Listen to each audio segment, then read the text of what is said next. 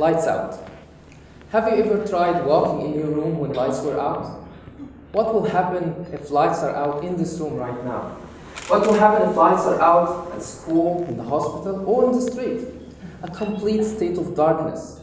And you will be wishing if anyone pressed any button to turn lights on. Just keep this in mind. And let me first ask you this question. How many of you in this room know someone who has diabetes? I believe every single person in this room knows someone who has diabetes. But do you know, for every 10 people having diabetes, you know, above 40, at least 3 of them will become blind, which means lights are out for every single moment of their life at every single place. Now, let me explain to you how diabetes causes blindness. High blood sugar during diabetes affects small blood vessels. A very important organ in our body which is dependent on those small blood vessels is the eye, especially in the back of the eye, which is called retina. Retina is a light-sensitive part at the back of the eye which receives the light, form the image, send it to the brain. Small blood vessels of the retina affected during diabetes by becoming weak and leaky. These leaky vessels allow the passage of fluids from blood into the back of the eye, affecting retina, affecting vision, which may end up with blindness.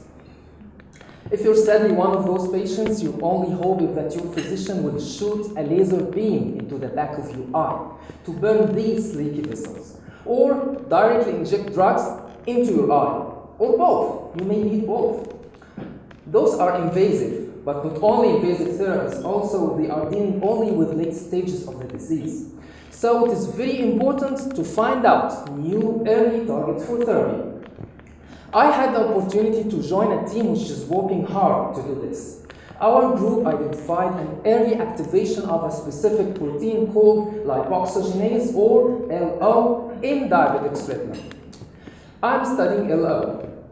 To study LO, we utilized a mouse model which is lacking LO. We made those mice diabetic in our lab. Interestingly, in presence of diabetes, but in absence of LO, vessels of the eyes of those animals were doing much better.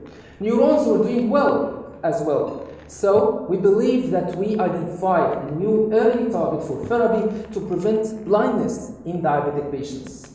We believe that we found a new button to turn lights of the eyes of diabetic patients on instead of being out.